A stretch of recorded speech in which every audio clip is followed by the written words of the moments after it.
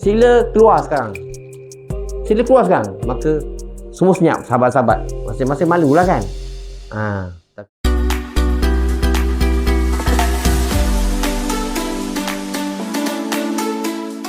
Alhamdulillah. Alhamdulillahirabbil alamin. Wassalatu wassalamu ala asyrafil anbiya'i wal mursalin wa ala alihi wa sahbihi ajma'in.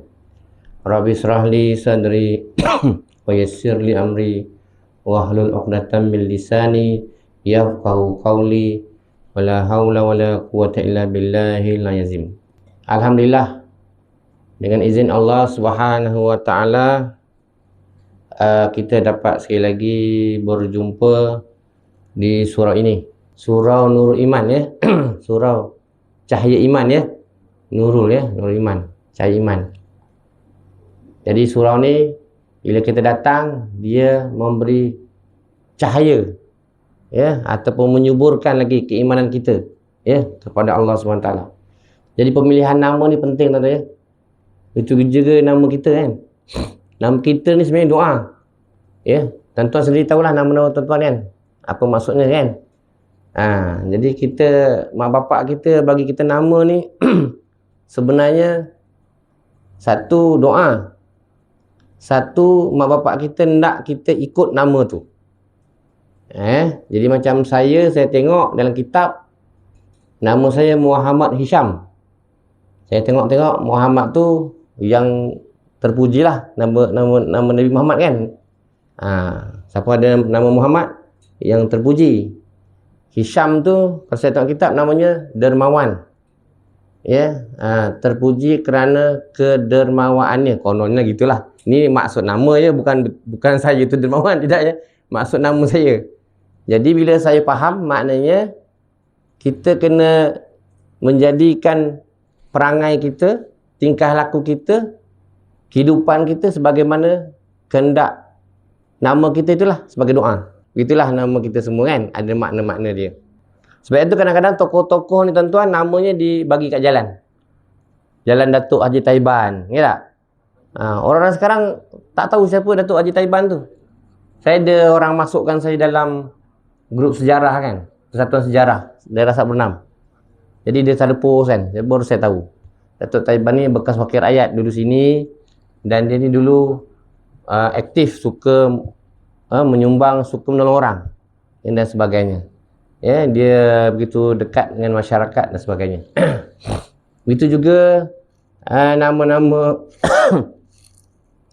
nama-nama kampung dan sebagainya. Jadi ada rahsia dekat situ. Jadi mengenang jasa ini perlu kita didik dalam diri kita tuan-tuan. Mengenang jasa orang-orang zaman dahulu kan. Orang sekarang ni dia dah lupa dah ya. Dia tahu kehidupan dia senang, boleh makan, boleh minum, okey. Sebab itu pelajaran sejarah ini sangat penting.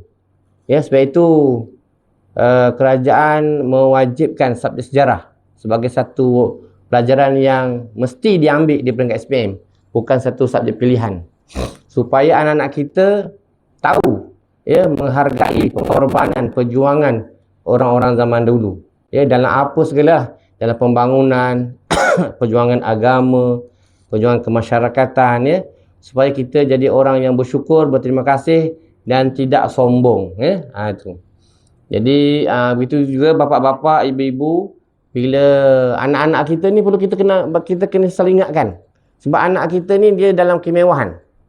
Apa dia nak semua ada. Jadi kita kena bagi ingat kat dia. Dulu bapak pergi sekolah ya, tak ada motor, naik basikal, tanah merah. Bila kena congkil tanah merah tu, ya tak? Kena cerita kepada anak-anak kita ni. Dulu mak nak belajar pakai pelita, kadang-kadang kelambu terbakar, cerita kan. Biar dia merasai benda tu. Jadi kita cerita.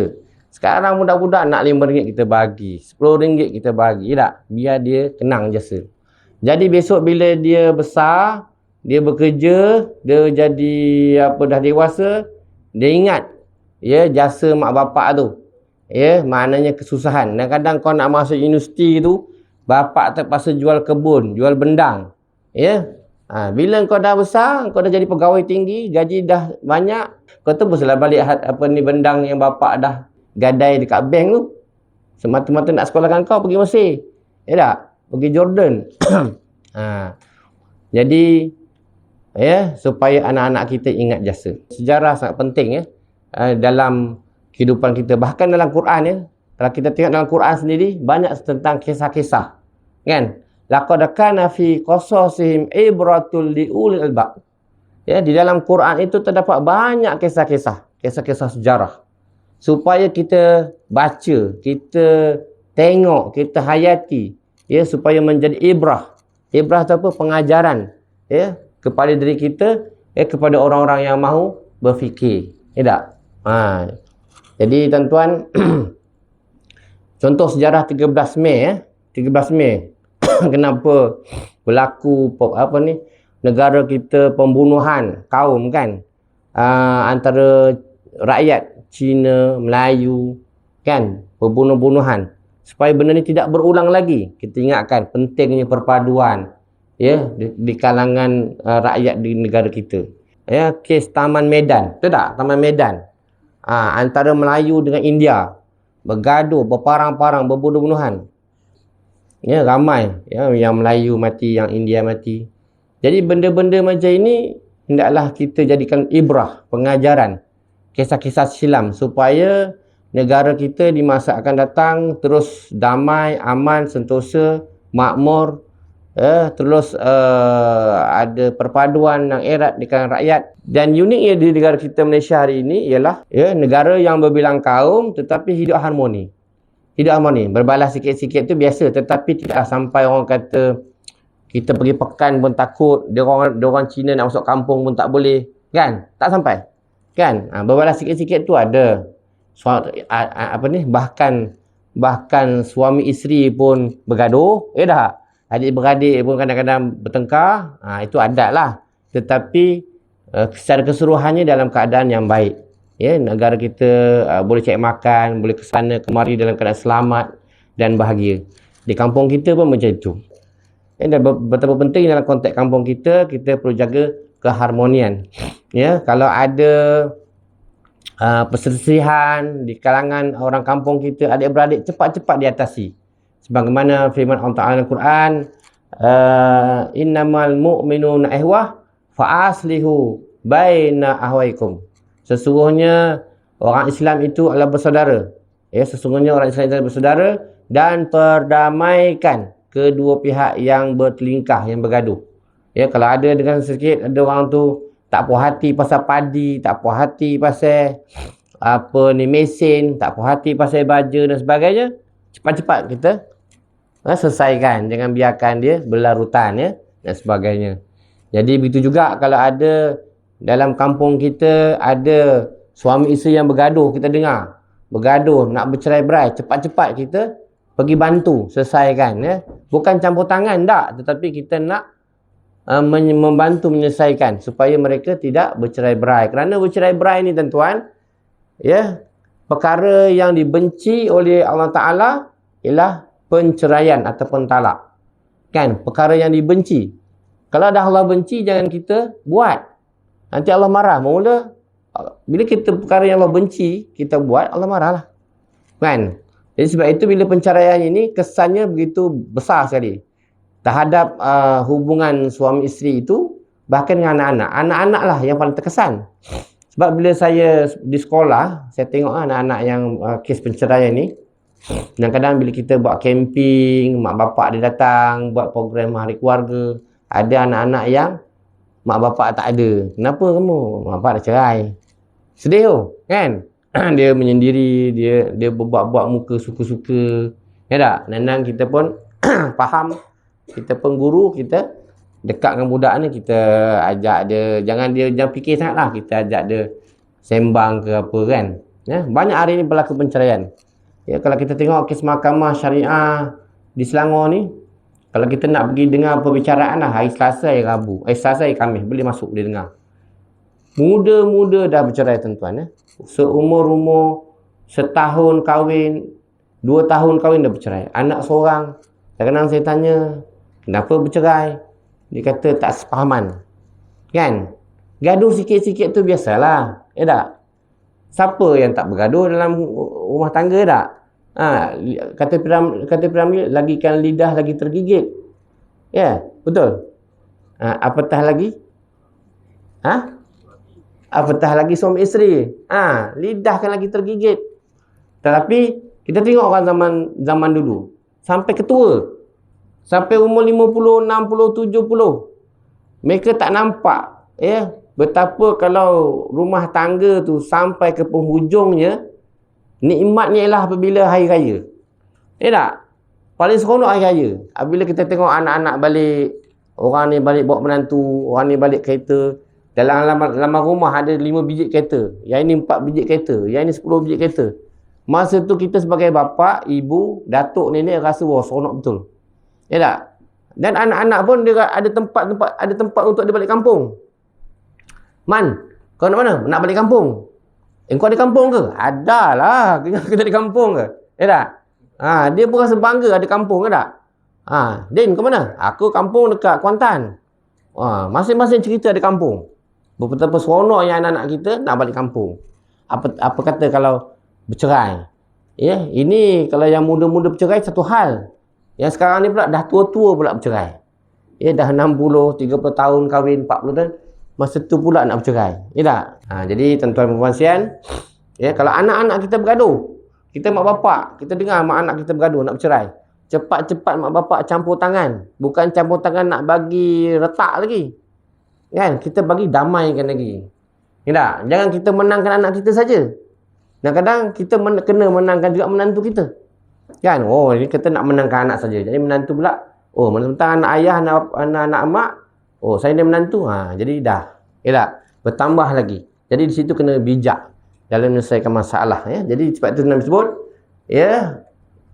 fa'aslihu baina ahwaikum. Perdamaikan kalau ada mereka yang nak bergaduh. Anak-anak kita, menantu-menantu kita dan sebagainya. Jangan biarkan mereka bercerai-berai.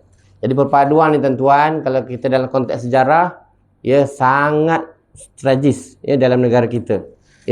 Daripada peristiwa 13 Mei, maka berbunuh-bunuhan orang Melayu dengan Cina. Peristiwa Taman Medan, berbunuh-bunuhan orang Melayu dengan India. Tak? Kemudian kalau kita tak jaga lagi ini selepas ini, negara kita akan porak-poranda. Kenapa? Asas kemajuan sebuah negara itu ialah perpaduan. Dengan adanya perpaduan, maka kita boleh meniaga, kita boleh bekerja. Dengan adanya perpaduan, pembangunan boleh dibuat. Tak? Tanpa ada perpaduan, sudah tentulah semuanya terencat. Semuanya akan terencat dan sudah tentulah kita nak pergi ke pasar pun tak berani. Dulu saya nak pergi ke Skincan, saya takut. Betul tuan-tuan? Saya bila orang cerita Skincan itulah apa dia panggil apa? Hitam putih dia panggil apa? Istilah polis apa dia panggil? Black area.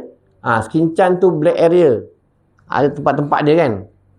Jadi dulu kampung baru kan. Jadi dulu masa saya muda-muda lah, saya dah dengar-dengar dah. Jadi saya nak masuk Skincan tu saya tak berani. Saya lalu je. Kalau lalu tu bawa ikan masin. Kan? Betul dulu kan tak ada kan. Kalau dulu lalu bawa ikan masin. Tapi bila saya diarahkan oleh PPD untuk bertukar ke SMJK Yok Kuan, kena paksa pindah ke sekolah menengah Yok Kuan dalam pekan Skincan tu. Jadi secara tak langsung saya pun masuklah ke dalam Yok Kuan Skincan tu. Barulah saya masuk ke Skincan tu. Bila saya masuk kat sekolah tu, pelong kanan, walaupun guru-guru Cina, tetapi mereka ada semangat menghayati falsafah pendidikan negara tu. Mereka jadi pengetua tetapi mereka berkomunikasi dalam bahasa kebangsaan, dalam mesyuarat sekolah dalam bahasa kebangsaan, urusan rasmi perhimpunan dalam bahasa kebangsaan, menyanyi lagu-lagu negaraku, negeri Selangor dan sebagainya. Tak?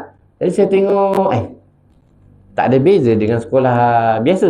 Kemudian saya tengok pula pergaulan kita dengan guru-guru Cina, kemudian dengan budak-budak Cina, cukup harmoni. Tidak ada pergaduhan di kalangan murid-murid sekolah. walaupun 80% pelajar Cina, 20% pelajar Melayu, tetapi mereka tak ada bergaduh. Mereka bersukan, mereka bersenaman biasa. Inilah bijaknya pemimpin-pemimpin kita dalam membina negara kita selama 60 tahun. Ya, pemimpin-pemimpin kita sangat bijak ya, dalam membina sistem pendidikan kita, kemajuan luar bandar dan sebagainya. Jadi saya lihat kita menghayati balik. Kesan dia panjang. Kesan itulah dia. Ya, kita di sekolah, kita berpadu, tidak ada masalah. Kemudian dari situ, daripada sekolah saya mula merayau ke Pekan Sekincan. Saya tengok saya pergi kedai. Ada tak dia macam kita pergi kedai, dia tengok kita atas bawah? Tak ada. Macam biasa. Macam kita pergi Sdn Besar. Kan? Saya boleh masuk ke dalam-dalam lagi. Sampai ke bagan. Saya tengok okey. Jadi saya rasa inilah kebijaksanaan pemimpin-pemimpin kita dalam membangunkan negara. Tetapi kita perlu menyokong. Kita menyokong benda-benda yang baik yang dibawa oleh pemimpin kita perlu kita sokong. Sebagaimana firman Allah Ta'ala, ati'ullah wa ati'ur rasul wa ulil amri minkum. Taatlah kamu pada Allah, taatlah kepada Rasulullah, taatlah pada pemimpin-pemimpin kamu. Ya, pemimpin kamu baik pemimpin negara, pemimpin negeri, pemimpin mukim. Kalau mukim penghulu ya. Pemimpin kampung. Kalau kampung sidang lah. Tak? Siapa pun sidang kat sini, MPKK ke, JKKP ke, tak kisahlah. Tapi dah dilantik, kita kena taat. Pemimpin surau, kita taat. Kan? Kalau kita diajak perkara yang baik, datang. Kan? Sebab mengajak benda yang baik itu satu apa dia panggil, satu tuntutan. Ya, Nabi Muhammad SAW bersabda, as-sam'u wa ta'atu 'alal mar'il muslim fima ahabba aw kariha ma lam yu'mar bi ma'siyatin fala sam'a wala ta'ata. Yang bermaksud mendengar dan taat kepada pemimpin itu wajib, sama ada kamu suka atau kamu tak suka. Ya? Sehinggalah pemimpin itu menyuruh kamu membuat kemaksiatan, ketika itu kamu tidak perlulah mendengar dan tidaklah perlu kamu mentaati sekadar arahan yang disuruh bermaksiat itu. Tapi maksudnya dalam hadis ini menjelaskan kepada kita bahawa mendengar dan taat kepada pemimpin itu wajib, sama ada kamu suka ataupun tidak. Saya tak suka dia lah, sebab dia ni saya tak suka lah, tapi dia pemimpin kita. Kan? Macam saya, pengetua saya lah sekolah. Kan? Saya mungkin tak suka dia, contohlah. Kan? Saya buat contoh saja kan. Saya tak suka. Tetapi apabila dia dah jadi pemimpin ketua saya, apa arahan dia, saya kena ikut. Sama ada saya suka ataupun tidak. Maka tidak timbullah perbalahan. Tak? Ada cikgu, 100 cikgu kat sekolah. Dia dah dilantik oleh PPD sebagai pengetua kita. Kita taat dia. Maka tidak timbul permasalahan. Jadi kalau yang timbul permasalahan ni bila ada setengah-setengah individu tu yang tidak mau ikut Allah, tak nak ikut Rasulullah, tak nak ikut hadis Nabi. Maka timbullah. Maka ada guru yang menghasut guru lain supaya tak kerjasama dengan pengetua dan sebagainya. Maka orang-orang inilah yang sebenarnya dia membelakangi agama, perintah Allah dan perintah Rasul. Maka timbullah huru-hara dalam sekolah, timbullah huru-hara dalam kampung, timbullah huru-hara dalam masyarakat dan sebagainya. Kalau semua orang faraddu ila Allah wa Rasul, ya, kembali kepada agama Allah, Quran dan Rasul, maka tidak akan ada masalah. Tidak akan ada masalah. Sebab itu kita kena pegang. Ya. Berpeganglah kamu kepada tali Allah, agama Allah. Kan? Berpeganglah kamu kepada agama Allah. Ya, genggam, maka kamu akan selamat dunia dan akhirat. Tuan-tuan dan puan sekalian, kalau kita lihat ya, Nabi sallallahu alaihi wasallam ibrah. Ya, ibrah maksudnya pengajaran. Kesan-kesan apa yang terkandung dalam Quran, ya, banyak disebutkan pengajaran. Ya, contoh, Nabi Musa, Allah perintahkan dia untuk menyeru pada kaum dia, ya. Kaum dia engkar. Maka orang yang engkar ini, kalau kita tengok dalam sejarah, dia akan dimusnahkan oleh Allah SWT. Ya, kita tahu ya. Orang yang engkar pada perintah Allah, engkar kepada arahan Nabi, akhirnya Fir'aun yang mengaku Tuhan dan bala tenteranya hebat, akhirnya ditenggelamkan oleh Allah Ta'ala ke dalam Lautan Merah. Kesan kepada keengkaran. Ya, jadi kita ni nak selamat jadi orang yang ikut saja, taat saja. Jangan engkar. Contoh lain, Raja Namrud zaman Nabi Ibrahim, ya. Dia engkar. Bila Nabi Ibrahim kata taatlah pada Allah, Raja Namrud kata dia tak mau. Bahkan dia nak berperang dengan Allah SWT. Dia nak berperang. Maka akhirnya Allah hantar nyamuk saja. Allah hantar nyamuk saja, maka nyamuk tu masuk ke lubang hidung dia, ya, dan menggigit di otak dia, dan akhirnya dia kesakitan dan akhirnya dia mati. Tak? Kita tengok contoh Kemal Atatürk yang paling moden, ya. Dia ialah orang yang meruntuhkan kerajaan Khalifah Utsmaniyah di Turki. Ya, kemudian dia menjadikan Turki itu sebagai negara sekular. Ya, kemudian dia mengubah azan kepada bahasa Turki. Kemudian menghapuskan sekolah agama. Kemudian menganjurkan kebebasan kepada rakyat dia. Akhirnya, ya, Allah matikan dia dalam keadaan hina. Dia mendapat kesakitan yang luar biasa, yang orang tak tahu penyakitnya apa. Ya, dia sakit, dia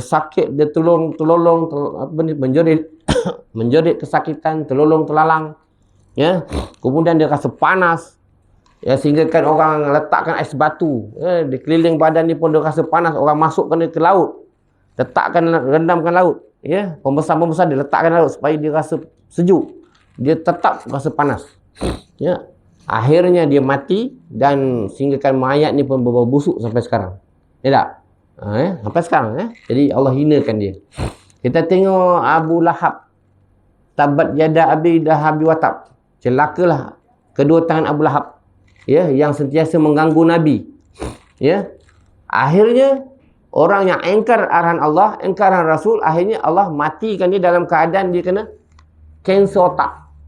Ya, Abu Lahab ni dia kena kanser otak. Akhirnya dia mati, dan hari ni dia pun macam Kemal Atatürk juga. Ya, kubur dia tak boleh dekat, bau busuk. Ya, bau busuk sangat. Ya. Dan Allah musnahkan. Jadi maksudnya, tuan-tuan, siapa-siapa pun yang engkar pada Allah dan Rasulullah, maka dia akan dimusnahkan. Maka nak selamat, untuk selamat, maka naklah kita menjadi orang yang taat.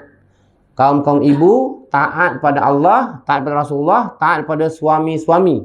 Kata Nabi, kalaulah boleh aku perintahkan menyembah selain Allah, maka aku akan perintahkan kaum-kaum isteri menyembah suami-suaminya. Kalau boleh aku perintahkan menyembah selain Allah, aku akan perintahkan isteri-isteri menyembah suami-suaminya. Maksudnya begitu, kemuliaan suami itu perlu diletakkan di hadapan ketaatan itu. Tapi tak boleh. Nabi tak boleh nak suruh sembah suami. Tetapi maksudnya ketaatan itu adalah pasti. Ya tak? Seorang perempuan nak masuk surga senang. Dia buat yang wajib.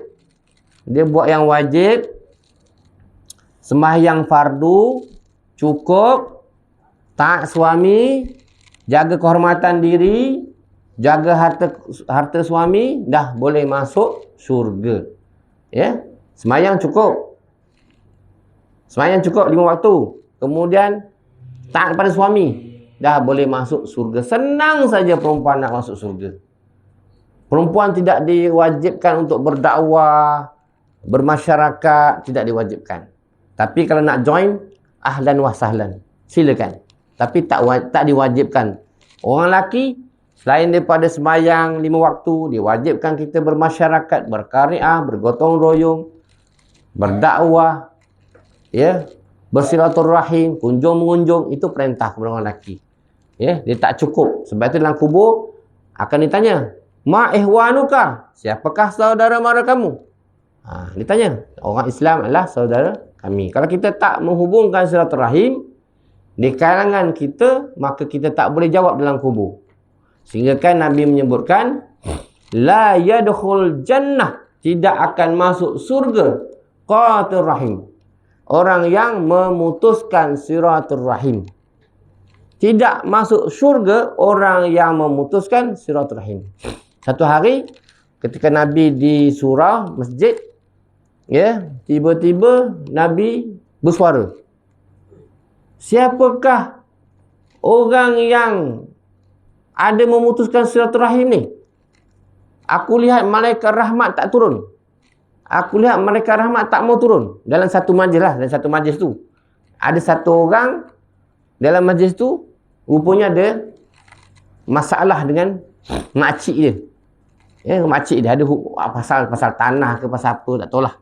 Jadi dia dah bermasa muka dah. Dia dah, orang kata tak pergi balik kampung, tak tegur makcik dia ni. Tetapi dia datang dalam majlis Rasulullah. Sahabat ni. Ha? Dia datang. Tapi Rasulullah seorang yang boleh melihat malaikat turun. Dia kata malaikat tak mau turun. Nabi menjerit. Siapakah orang yang memutuskan silaturahim ni? Yang tak baik ni. Dengan kaum keluarga ni. Sila keluar sekarang. Sila keluar sekarang. Maka semua senyap sahabat-sahabat. Masing-masing malulah kan. Tapi ada seorang tu terpaksa bangun lah. Dia bangun sebab kerana dia tahu. Ya, majlis Rasulullah tu malaikat rahmat tak turun. Dia pun bangun dan dia pergi cepat berlari. Jumpa makcik dia. Minta maaf. Makcik, saya minta maaf lah makcik. Ya, yang apa tu perkara-perkara masalah kita tu insya-Allah kita akan settlekan lah baik-baik. Tapi saya minta maaf lah makcik, lama saya tak tegur makcik. Ya, kemudian dia balik ke masjid, barulah Rasulullah tersenyum, ya, dan menyatakan barulah malaikat rahmat turun. Tuan-tuan, begitu sekali ya. Dan orang yang menghubungkan silaturahim, kelebihannya akan dipanjangkan umur. Dan orang yang memutuskan silaturahim itu, orang itu akan pendek umur. Ya, jadi kita dalam konteks kampung kita dan kawasan kita ni politik lah. Politik ni selalu menjadikan kita berpecah belah, ya tak? Tak kisahlah apa politik pun.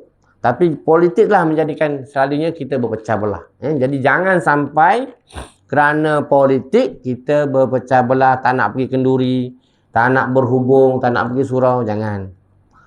Hak masing-masing kan. Tetapi dalam konteks persaudaraan Islam, jangan sampai ya kita kafir mengkafirkan. Oh, orang ni kafir, orang ni aku lagi baik, parti aku lagi baik, parti kau tak baik. Orang ni sah sembahyang, orang ni tak sembahyang, tak sah sembahyang. Ya, bukan kita, itu Allah yang menentukan. Ya, kita ni hanya orang kata penghias saja, Apapun, sekalipun matlamat kita dah sama, ialah untuk mencapai mardatillah, untuk bersama-sama menolong agama Allah, untuk tolong agama Allah. Apa baju pun tak kisah. So jangan kerana parti, kerana ini kita berpecah belah. Tapi memang betul, satu ketika dulu di Sungai Besar ni pun saya ingat lagi. Kalau tuan-tuan masih ingat lagi. Kalau dulu saya ingat tahun 80-an lah saya ingat ya. Sebab parti tu jadikan adik-beradik bergaduh, tak nak pergi kenduri-kendara. Pernah tu, tahun 80-an tu sini. Sungai Besar ni. Ingat tak? Ya, kalau apa ni, kenduri-kendara pun tak pergi. Ya, zaman 80-an tu, saya ingat lagi. Teruk juga dekat Sungai Besar ni dulu. Tempias daripada sana tu kan. Tapi alhamdulillah lah peranan untuk ustaz-ustaz, peranan untuk guru mengajar, mendidik, memberi kuliah, alhamdulillah benda tu semakin hari semakin. Dan saya memberi nasihatlah kepada tok-tok guru, ustaz-ustaz supaya menyampaikan kuliah ceramah agama itu dengan ada rasa tanggungjawab, bukan kerana nafsu. Siapa pun kita mesti kita letakkan natural, berkecuali. Kita duduk dalam masjid mesti berkecuali, kita pegang titik tengah, iaitu penyatuan ummah. Penyatuan ummah. Bukannya kita memecahkan belah lagi. Ada memang setengah tok-tok guru, ustaz-ustaz ni kerja dia ialah memecah belahkan. Memang ada. Memang tak dinafikan ya. So kita orang yang ada asas agama, tuan-tuan ya, tuan-tuan ni ada basic. Ada basic agama, tuan-tuan boleh menilai. Mana yang tok guru tu ajar kan, kalau tak baik kita jangan ambil, kita simpan, kita buang. Jangan kita bergaduh dengan tok guru tu, tak payah. Dia cakap tu biarlah. Tapi kita ada asas yang penting ni, saringan kita. Kita ambil, kita buang. Mana yang dicakap baik itu kita laksanakan dan kita amalkan. Ya. Tuan-tuan sekalian, Allah SWT berfirman dalam Quran, Inna a'tayna kal kausar. Sesungguhnya nikmat yang aku kurniakan kepada kamu sangatlah banyak. Jadi, kalau kita nak kira nikmat Allah ni, tak terkira tuan-tuan. Ya tak? Jangan kita tengok orang yang kaya tu, oh dia dapat nikmat. Aku ni miskin tak dapat nikmat. Ya tak? Nikmat yang paling besar adalah nikmat iman dan Islam. Kalau kita ikut jemaah tabligh kan, nikmat iman dan Islam. Nikmat iman dan Islam. Dalam tabligh tu, ada orang korporat, ada orang kaya, ada orang pangkat tinggi besar, ada orang biasa. Tetapi dia duduk dalam pakai baju putih yang sama, pakai serban yang sama. Dia tak cerita pasal pangkat. Ya tak? Dia cerita pasal nikmat dan Islam. Ya tak? Nikmat iman.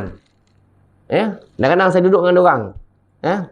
Saya tak ikut lah 3 hari 4 hari tu. Tapi kadang-kadang saya berkawan dengan ada program-program 1 hari tu kan. Dia buat kat surau ke. Dan saya datang, saya duduk, saya dengar.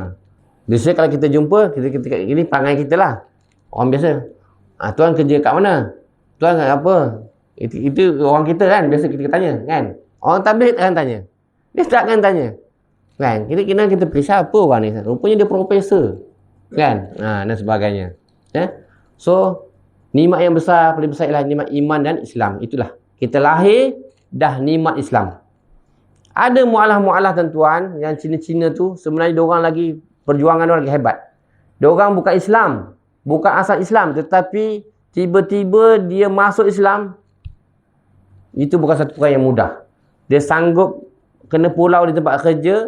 Dia sanggup kena berhenti kerja. Dia sanggup keluarga dia buang dia. Dia sanggup kawan-kawan dia semua lari daripada dia kerana dia nak Islam.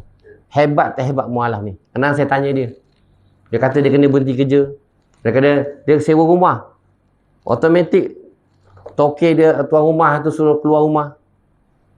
Keluarga dia. Ada yang bercerai kerana bapa masuk Islam, bini tak ikut. Terpaksa bercerai. Begitu mahalnya harga Islam dan akidah tu. Kita lahir-lahir dari Islam tuan-tuan. Diorang lagi susah. Ada yang kena pukul adik-beradik. Saya pengurusi perkim. Macam-macam. Tadi saya menyelesaikan satu isu di Sabak. Isu ni lah. Isu perkahwinan. Mu'alaf ni nak kahwin tapi tak boleh nak kahwin. Jawab agama pun tak boleh nak selesai. Dia bercinta dengan Bangla. Kan? Mu'alaf ni bercinta dengan Bangla. Tapi Bangla ni bila pergi jawab agama kata tak boleh nak kahwin. Sebab dia tak ada, dia ni warga asing. Jadi, diorang telefon saya kata, boleh, tak apa masalah. Tak? Dia kata, mungkin pegawai tu tak begitu faham. Pegawai yang di jawab agama tu tak berapa faham. Sebenarnya, kau permit apa pun, permit kerja ke, permit pelancongan ke, permit student ke, boleh kahwin. Dengan syarat kita minta kebenaran daripada immigration. Dengan syarat kita mendapat kelulusan daripada embassy dia, kedutaan dia. Ya. Lalu saya uruskan ada warga asing, kita kena buat surat dengan kedutaan dia. Kedutaan dia cek sama ada orang ni ada suami ke tidak, dah bercerai ke tidak, sah tak ada.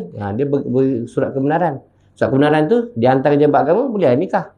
Apa susahnya? Ya tak? Jadi tertangguh orang tu nak kahwin.